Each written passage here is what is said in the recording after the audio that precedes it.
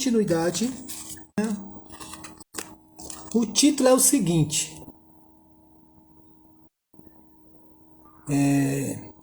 da sua pregação máscule e de como os doentes eram curados por objetos tocados por sua mão. No tempo em que contamos que pregou aos pássaros, andava o venerável pai pelas cidades e povoados, e espalhando as sementes de bênção por toda parte, chegou à cidade de Ascoli. Pregou aí com todo fervor como acostumava, e pela mão de Deus, o povo quase todo ficou tão cheio de graça e devoção para ouvi-lo e vê-lo, que se atropelavam uns aos outros. Nessa ocasião, 30 homens clérigos e leigos receberam de sua mão o hábito da ordem. Olha que detalhe interessante. Ó. Clérigos e leigos, né? Receberam de suas mãos o hábito da ordem. Tanto era a fé dos homens e das mulheres, e tão grande era a devoção pelo santo Deus, que se tinha por feliz a quem seguia, pelo menos ao tocar-lhe a roupa. Quando entrava em alguma cidade, alegrava-se o clero, os sinos tocavam, exultavam os homens, festejavam as mulheres, as crianças batiam palmas, e muitas vezes, cortando ramos de árvores, iam cantando ao seu encontro. Aí você vê a alegria desse povo, né, em receber esse santo homem de Deus. Né? Assim, somos todos convidados a ser luz para o mundo, nesse mundo de trevas, nesse mundo de sofrimento, nesse mundo de pecado. As pessoas que viam Francisco naquele momento, olá, paz e bem, Govan. As pessoas que viam Francisco naquele momento, viam o próprio Cristo, viam a esperança ressurgir em suas vidas. E assim todos nós somos convidados a sermos novos Cristo. Ser batizado, ser cristão, a ser um novo Cristo, é ser esse instrumento de Deus, ser esse canal do Espírito Santo para tocar as vidas sofridas, lhe trazendo esperança, lhe trazendo uma renovação de vida.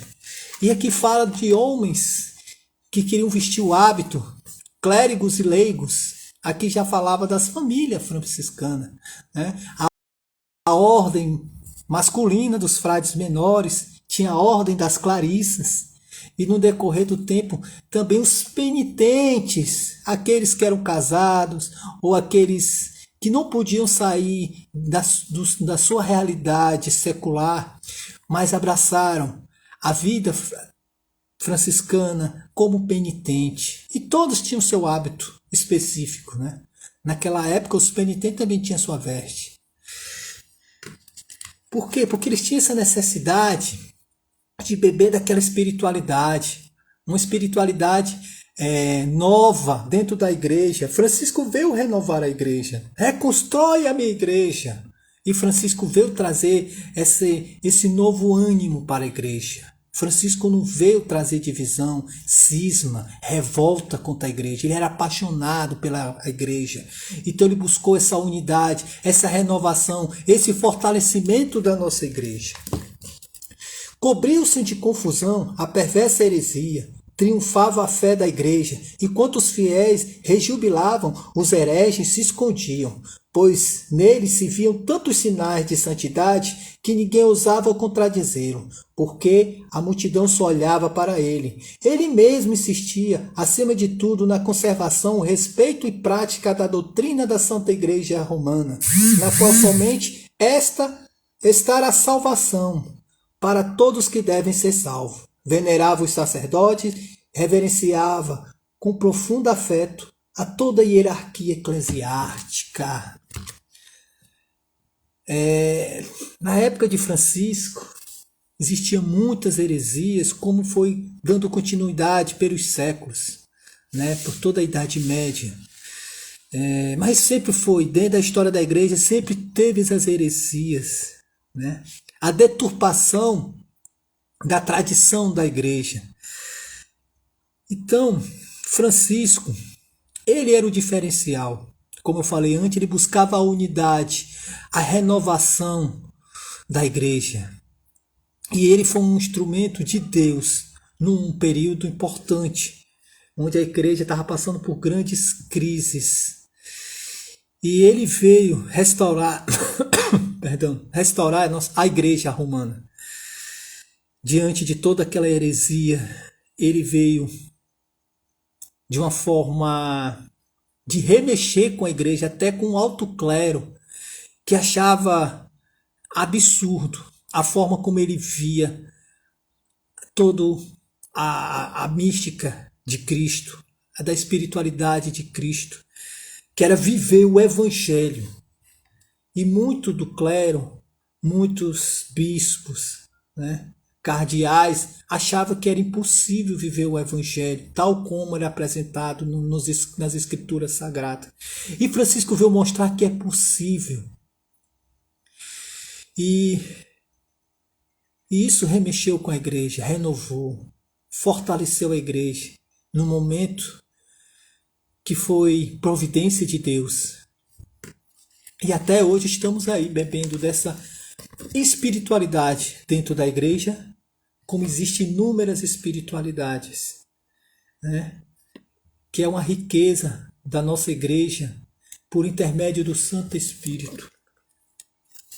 O povo trazia-lhe pães para benzer e os guardavam por muito tempo, porque conseguiam curas de diversas doenças só de prová-las. Também era muito frequente que afoito, numa fé exagerada, cortasse a sua túnica, deixando às vezes quase sem roupa. E o que é mais de se admirar, ser o Santo Pai tocava alguma coisa. A saúde era devolvida e muitas pessoas através delas. Aqui a gente vê as experiências de cura. Mas a cura necessariamente não veio de uma forma mágica através das mãos de Francisco, da ação de Francisco. Muitas das vezes era a própria fé da pessoa. A gente pode pegar no Evangelho de Jesus Cristo que ele fala: a tua fé te curou. Né? É uma experiência profunda daquela mulher hemorrágica que toca em Jesus. Jesus sentiu a ação. Mas a mulher teve aquela iniciativa de tocar. Ela sabia que ao tocar, através da sua fé, ia vir uma força que ia lhe curar, que ia restaurar a sua saúde, a sua dignidade. E muitas das pessoas que iam a Francisco receber essa graça primeiramente pela sua fé. E o Espírito Santo, através de Francisco, fazia isso acontecer. Saía algo dele que os curava. Ele era aquele instrumento de paz. Senhor, fazei-me um instrumento de vossa paz. Paz naqueles corações tão sofridos, amargurados, dolorosos. Então somos também convidados a ser esse instrumento de vossa paz. Paz a esses corações tão sofridos. Uma mulher de um povo perto de Arezzo estava grávida. Quando chegou o tempo do parto, passou vários dias entre a vida e a morte com dores inerríveis. Seus vizinhos conhecidos souberam que São Francisco ia passar por ali para ir a uma ermida. Ficaram à sua espera, mas aconteceu que o santo foi para referido lugar por outro caminho, pois estava muito fraco e doente e teve de ir a cavalo. Mas ao chegar mandou certo frei Pedro devolver o cavalo ao homem que emprestara por caridade. Frei Pedro, de volta com o animal, passou pelo caminho em que a mulher estava padecendo. Vendo-o aproximar-se, correram para ele os homens do lugar pensando que fosse São Francisco. Quando viram que não era, ficaram muito tristes. Finalmente começaram a perguntar um ao outro se poderia encontrar alguma coisa em que São Francisco tivesse tocado. Demoraram muito tempo procurando e acabaram por encontrar as rédeas que ele tinha segurado para cavalgar. Tiraram o freio da boca do cavalo em que o Santo Pai tinha montado e puseram em cima da mulher as rédeas que ele tinha apertado em suas mãos. Imediatamente, livre de perigo, ela deu luz com toda alegria e felicidade. Eita, que nome difícil esse aqui, eu vou tentar pronunciar, viu? Gualfreduc.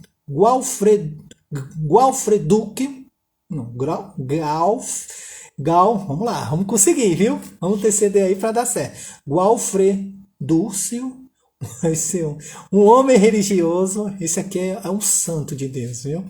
Para ter um nome desse é muita graça. Um homem religioso que temia e venerava a Deus com toda a sua família. E morava em Citar della Pieve. Tinha consigo uma corda que São Francisco já tinha usado em sua cintura. Acontecia que naquela cidade muitos homens e não poucas mulheres sofriam de várias doenças e febres. Eles iam à casa de cada um dos doentes e davam-lhe de beber a água que tinha mergulhado a corda, ou alguns fiapos, e assim, no nome do Senhor, todos conseguiam a saúde. Coisas desse tipo e muitas outras que não poderíamos contar, mesmo alongando demais a narrativa, eram feitas na ausência de São Francisco. Vamos referir brevemente nesta obra alguns milagres que o Senhor, nosso Deus, se dignou operar em sua presença. Realmente existem muitos relatos de milagres anotado, registrado, né? Muitos milagres. Mas como eu falei antes, esses milagres era um ato de fé. Né? Por mais que as pessoas focassem naquela luz, naquele santo, naquele instrumento de Deus, mas era sua fé que o curava. Era sua fé que o curava. Essa fé é fundamental para todos nós cristãos permanecermos firmes na nossa caminhada nesse mundo de tanta injustiça, de tanta dor, de tanta miséria. Que sejamos esse instrumento de Deus, que sejamos aquele que traga a esperança, o consolo aos que sofrem. Que por mais que a gente esteja sofrendo, que possamos consolar os que sofrem como verdadeiros irmãos. É nos consolando, que vamos nos permanecer firmes. Um que está cansado, calejado da vida, que não consegue caminhar só, que desaba, mas se segurando com o outro que está cansado, e se segurando com o outro que está cansado, os três caminhando juntos, abraçados, eles conseguem seguir seu caminho. Porque um dá suporte ao outro. Por mais que estejam sofrendo, por mais que estejam fadigados, por mais que estejam desesperançados, mas um dá suporte ao outro. Jesus, Cristo na sua missão, ele poderia ter feito isso sozinho, sem ajuda de discípulo nenhum. Mas ele quis nos ensinar a necessidade da família, dos irmãos, onde vai além do consanguíneo, uma família espiritual que transcende a carne. Somos convidados a isso. E Francisco compreendeu essa mensagem de Cristo, de Jesus, e viveu em fraternidade, por mais que nos seus primeiros anos foi de profundo silêncio. Ele viu que era necessário acolher todos aqueles que o buscavam para viver essa família que se fortaleceu, que foi crescendo e que existe até hoje. Francisco compreendia a ação do Espírito na história e no século. Francisco conseguiu ser esse instrumento obediente à vontade de Deus, que soube escutar, que soube discernir. Era um homem de profundas orações, de profundo silêncio, mas também de uma eloquência, de um palavreado, de uma oratória simples, mas com palavras oportunas e corretas, nos momentos que tocavam corações, que mexiam com almas, que remexia com aquele que estava morto por dentro, com coração de pedra, e lhe restaurava a dignidade. Essa multidão via em Francisco o próprio Cristo. E nós somos convidados, como cristãos, a ser esses novos Cristos. Paz e bem, Zilma Feitosa. Somos convidados a ser instrumentos. Que sejamos esses instrumentos. Seja um cristão por excelência. Um que vive verdadeiramente como Cristo viveu, que é nosso modelo por excelência. Esse novo Cristo, aquele que traz a luz, a esperança a todos. Existem diversas escolas, referências de como vivenciar a experiência de Cristo. Eu vivo a experiência de Cristo, não mística franciscana, mas existem diversas escolas espirituais, existem inúmeras. Eu não sei, se eu disser uma, tenho que dizer todas. Mas eu, como franciscano secular, batizado, professo, eu busco viver como um Cristo, um cristão que zela pelas atitudes, que zela pelos atos. Não que isso significa que eu sou perfeito, não, sou falho, tenho minhas limitações. Aqui e acolá eu dou um vacilo, e às vezes são vacilos feios, que dói a minha alma. Quando o espírito acusa, a consciência dói a minha alma. Mas às vezes é leite derramado, então você tem que juntar os cacos, né? E lidar com as consequências. Mas é aquela coisa, enquanto a gente está vivo, a gente está aprendendo. E buscando melhorar cada vez mais. E buscando tirar lições diante de situações não tão felizes. Francisco também teve suas falhas, principalmente nos seus primeiros anos de juventude. Somos convidados a ter Cristo como modelo, a ter a oração como forma de diálogo, o silêncio, a contemplação, o cotidiano. Em tudo isso, Cristo, por intermédio do Espírito, está nos ensinando. Então que sejamos esse instrumento de Deus, assim como foi Francisco, lançando sementinhas, fugindo da popularidade, para não inflar o seu ego. Porque quando você se torna uma pessoa vaidosa, isso se torna perigoso. A vida lhe dá uma rasteira. Porque a gente não somos nada diante da infinita grandeza de Deus. Somos seu instrumento. Assim como Francisco fala, somos o jumentinho de Deus que o carrega. A gente tem que sempre diminuir para ele aparecer.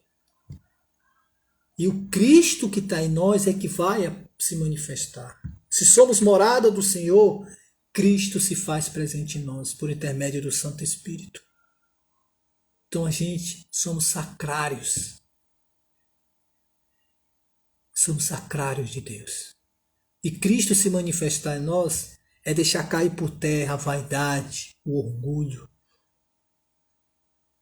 Aí sim, Cristo se manifesta.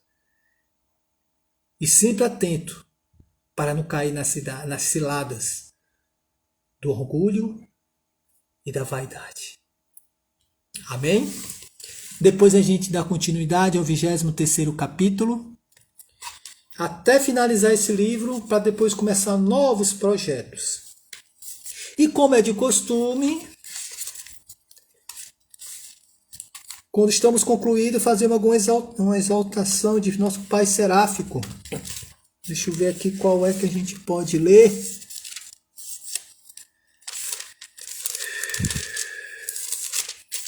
Exortação de louvor a Deus. Pronto. Exortação de louvor a Deus. Vamos fazer,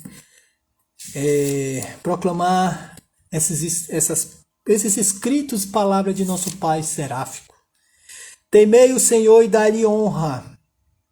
Digno é o Senhor de receber o louvor e a honra. Vós todos que temei o Senhor, louvai-o. Ave Maria, cheia de graça, o Senhor é contigo.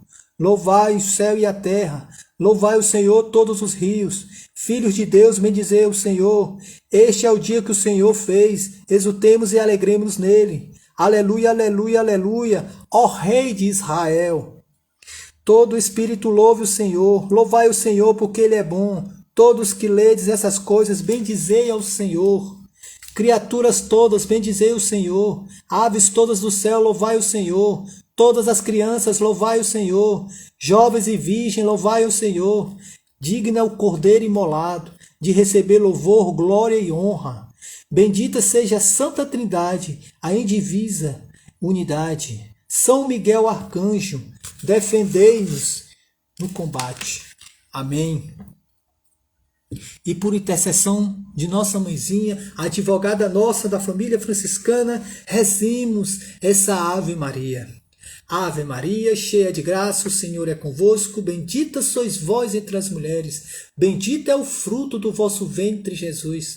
Santa Maria, Mãe de Deus, rogai por nós, pecadores, agora e na hora de nossa morte. Amém. Essa live vai ficar gravada aqui no Instagram. Também vou compartilhar nos outros meios, no grupo e na página do Facebook e também no nosso canal no YouTube. Então desejo a todos graças e bênção. Amém? São Francisco, Pai Seráfico, rogai por nós. Estaremos sempre reunidos em nome de Deus que é Pai, Filho e Espírito Santo. Amém. Paz e bem.